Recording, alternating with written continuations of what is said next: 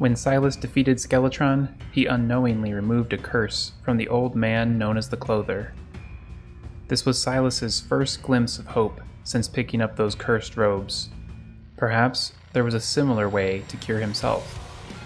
Although Silas also had the chilling realization that becoming lost and corrupted like Skeletron was also a very real possibility. However, he was as determined as ever to not let that happen, or at least not go down without a fight. Welcome back. This is Rito here with another Terraria Calamity Let's Play episode. We are playing as Silas the Summoner, and we are playing on Death Mode. Last episode we defeated the Queen Bee and Skeletron, and this episode we can go and explore the dungeon. I'm hoping to get a quick key so we can go right into the abyss. I am so excited. Oh, before we go into the dungeon, I wanted to show y'all what I built. I wanted to build a simple house, but I wanted to make it a little bit less boring than like just kind of a normal spawn house. So this is our dungeon spawn house. So I'm gonna set my spawn point right here. And yeah, I just did a little foundation where it's some grass backgrounds and just a few different textures. Yeah, I'm pretty happy with how it came out. And right away we got a golden key. That's amazing.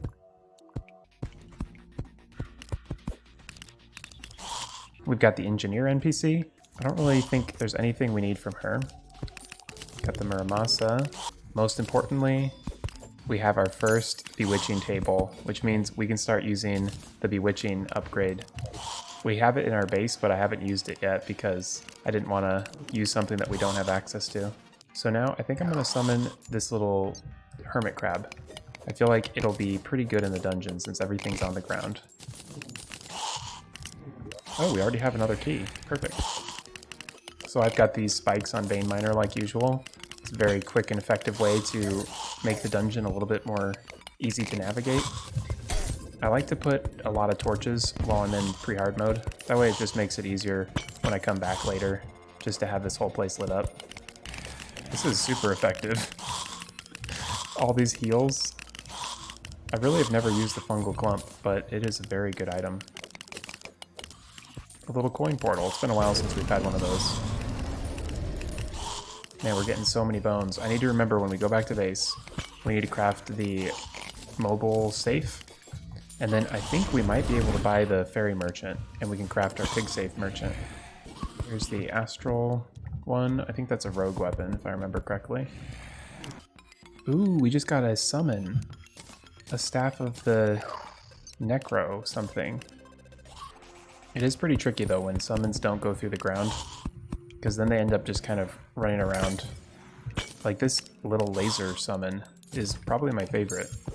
It shoots through walls and it's so accurate. Oh, we already got 50 angry bones. My goodness, we are flying through this area. I feel like in Calamity, whenever I go into the dungeon, I'm so powerful. Oh, here's an alchemy table. Nice. Oh, I just saw dungeon slime. Gotta go get it. There we go. Oh, another dungeon slime. Excellent. Okay, there we go. We have the shadow key. That's what I was looking for. Amazing. I still want to get the cobalt shield though. I don't think there's any other real stuff we can get in the dungeon that would be too useful for us. Oh my gosh. 3 chests all beside each other. I don't think I've ever seen this type of density with chests. Okay, time to auto-trash some stuff. One of my favorite parts about being a summoner is that while I sort my inventory, I just kill so many enemies. One of the things I don't like about auto-trash is that when you loot a chest, it doesn't actually categorize it as if you picked it up. So you have to actually have stuff dropped on the ground for it to properly auto-trash.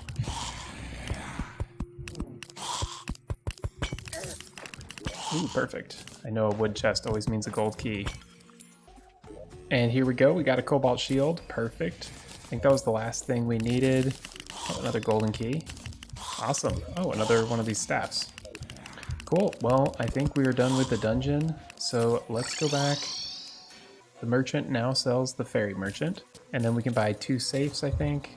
So this guy sells different potions. It's kind of cool that these NPCs sell potions now. I don't know which mod adds that. It might be Calamity that added that, but I'm not 100% sure. Definitely mention it if you know which mod gives the normal NPCs potions, because normally I would just buy these potions all from Brewer NPC right here. So now we can craft our mobile safe, and we can craft our pig safe merchant. So now we've got a merchant wherever we go, and a safe wherever we go, as well as a piggy bank. So I'm getting ready to go into the Abyss, and I've switched over to Victide, and I've got the Ocean Crest, Arctic diving gear, my fungal clump for health, and the frost barrier just for that extra defense. And then we've got 2 of these effigies of decay, which will be quite helpful. And I think we are good to go. That's probably as prepared as we can be right now. Let's put our effigy right down here. Gotta survive. Those things do a lot of damage. Oh, we got another effigy in this chest. Perfect. And I think I see that we've got the angler up there, although I'm not really super interested in the angler these days because I don't really do much fishing. Oh, the angler died anyways.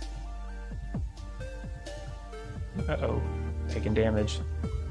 Gotta get back up here where we're safe. Okay, I think that's good for this area. It doesn't look like it really goes anywhere. So we gotta get ready to place this. Once when I start taking damage, I'll place it right in here. Another one of these chests. And this one says summons a long abandoned drone to support you. Cool. I think I already got one of those from the event. Okay, we've got one more effigy. And I think this is going to be like the main entrance. That's kind of cool. I like that they've added some lab stuff down here. Oh, these all give treasure. I should have been breaking these the whole time.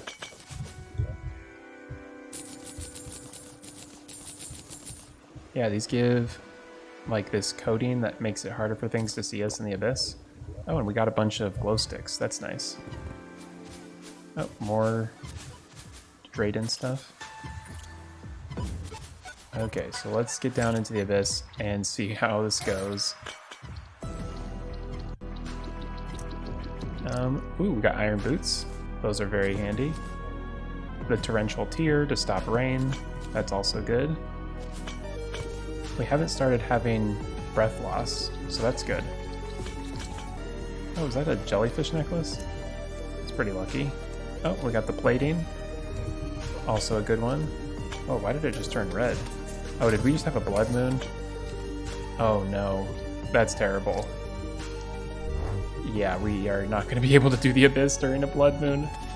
It's going to be absolutely insane down here. Well, I'll go ahead and kind of sit AFK here and let this blood moon pass, and then we'll go right back to the Abyss. Yeah, these boots are so handy, just to speed this up. And now we've got normal enemy spawns. In the Abyss, I find that just using the minimap is more useful than really looking around too much. Oh, another chest. I'm really hoping we get a summon down here, because the stuff we get in the Abyss is really powerful. Oh, no. Oh my gosh, we're so close. Okay, let's just sink right down to where we know we've got treasure. Oh, we got the rogue weapon, the lionfish. Oh, we can actually get planty mush. I didn't realize we could mine anything yet.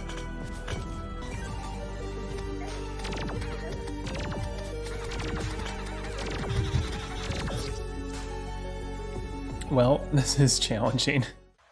Okay, we just gotta get down quick before we have any enemies spawning. Perfect, depth charm. And this time I remembered that I can actually mine the Abyss gravel. I remember one of my playthroughs, the Abyss was blocked in, and I had to go get a character from another world because I didn't realize you can actually mine Abyss gravel. Okay, here we go. Oh, we have the archer fish. It's a pretty good one. I want to get into this before we die. And there we have it, the herring staff. This is probably going to be one of our best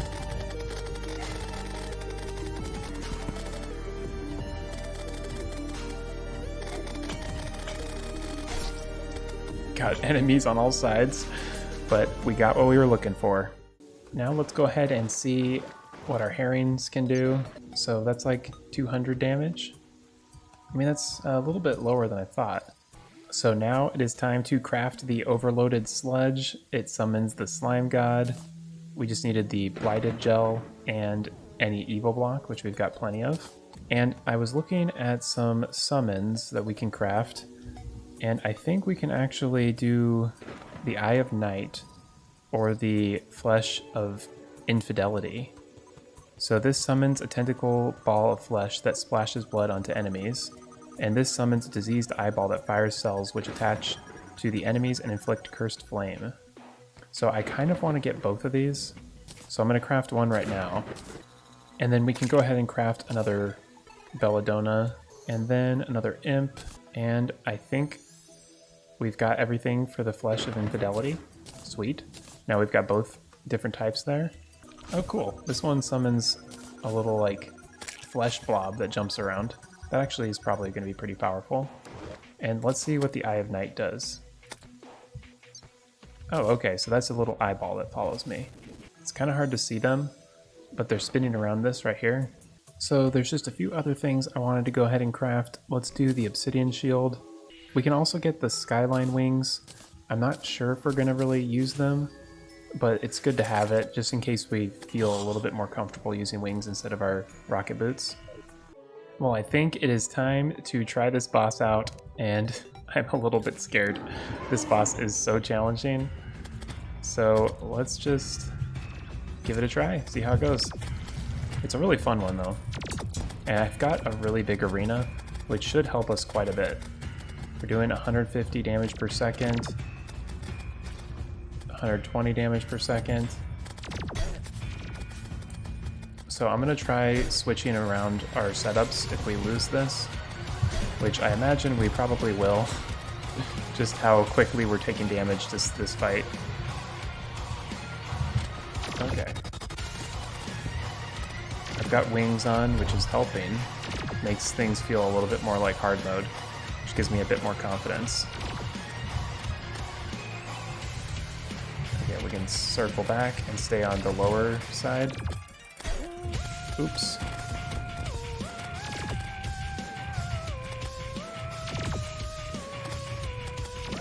This is just going to be a really long boss fight because we're not doing nearly as much DPS as I'd hope.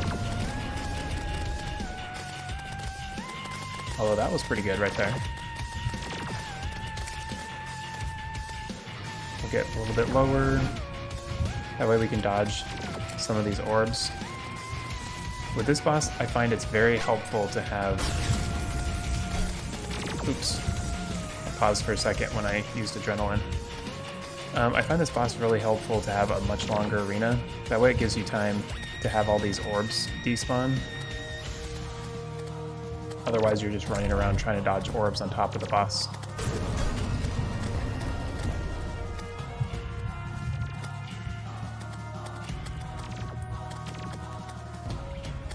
Okay, well this is actually going pretty well.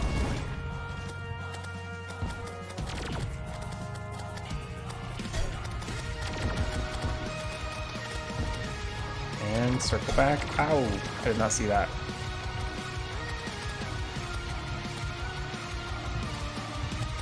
They're so speedy.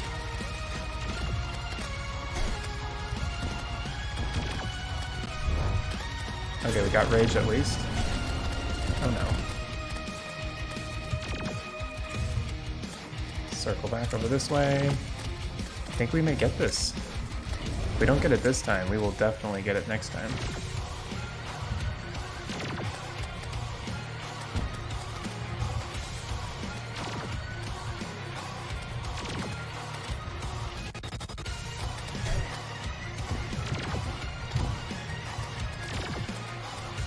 Just gotta make sure that center part doesn't hit us.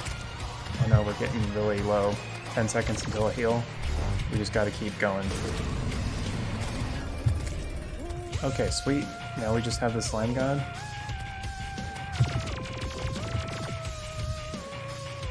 I think I might use this. Okay, and then we'll switch back to this one, because at least we know we're gonna land some hits. Oh, I lost my adrenaline right when I got it.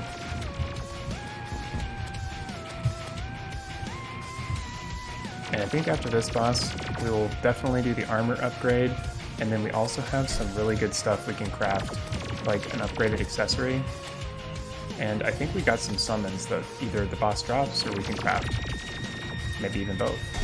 Oh dear. We gotta survive. I think we got him. There we go. First try. Yes! I feel really good about that one. This boss can be quite difficult. Whew, there we go. We got Purified Jam, and we've got the Mana Polarizer, Purified Gel, and the Electrolyte Gel Pack, which permanently increases Adrenaline Mode damage by 15% and damage reduction by 5%. Very nice. The first thing we can craft is the Jelly Charged Battery. This increases max minions by 1 and 7% minion damage, and it makes our minions spawn orbs of energy that inflict electrified. That's pretty cool. Oh, we got it rolled to menacing immediately. And now we can craft our static refiner. It's just the combination of the solidifier and purified gel. And now this will unlock all of the other stuff we can craft. So there's the Lunarian bow that we know and love from the Anna series. And then we've got the gunk shot, some melee stuff, magic stuff, a pickaxe, and then of course the armor set. So it looks like we can't actually craft any summons, but I think the boss will drop summons for us. So what we need to do is craft our Statagel armor, and then we can probably just farm this boss up a few times. And the set bonus says that we get 18% increased minion damage and +1 max minion. It summons a mini slime god to fight for you. When you take over 100 damage in one hit, you become immune to damage for an extended period of time. Grants an extra jump and increased jump height. 12% increased jump speed. Wow, that's pretty cool. Whoa, you can actually really tell that jump speed. So let's do this once more and hopefully we can get a summon this time. If not though, at least we've got our new armor set and I can already feel we're moving a lot faster. It's like we got frog legs for free.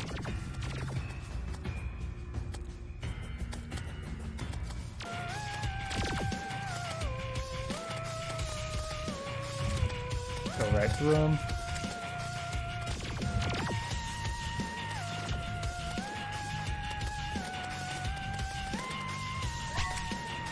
Got some adrenaline and rage at the same time. Yes!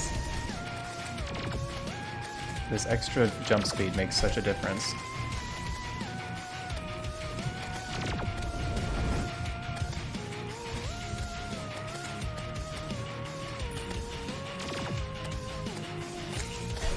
Okay, now it's just time to defeat the centerpiece. Almost there. Perfect. We just got the overloaded blaster.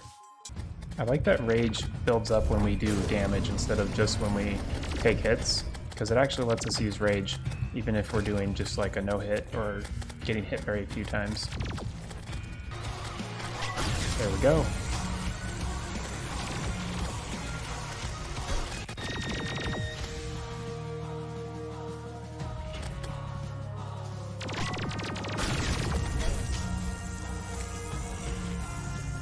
Defeated the boss, and of course, it goes under the desert. At least it's pretty close to this tunnel right here. And now let's see what we got. Oh yes, we got the Crim Slime Staff. Oh, we also got the Abyssal Tome. That was a very good magic weapon. It says it summons a Crim Slime to fight for you. Oh, so it's very similar to the slimes that I have from my armor set. Because I don't know how good this is going to be against the Wall of Flesh, because that's kind of what I'm gauging at this point. Any weapon is just about if it can defeat the Wall of Flesh. Because once we get into hard mode, we'll be switching things up quite a bit. Okay, well, they're not doing anything right now. Let's go ahead and put this on the ground. And you can see we're doing tons of damage now. 600, 650. I'll have to try this out and see. But I think that's a great place to end this episode. We've got new summons, we've got new armor, we're ready for hard mode. All we need to do is build an arena for the Wall of Flesh, which I'll do in between episodes, and then we are good to go for hard mode. So definitely, if you've been enjoying this series, be sure to like and subscribe so you can catch the next episodes. Thanks again for watching, and I'll see you next time.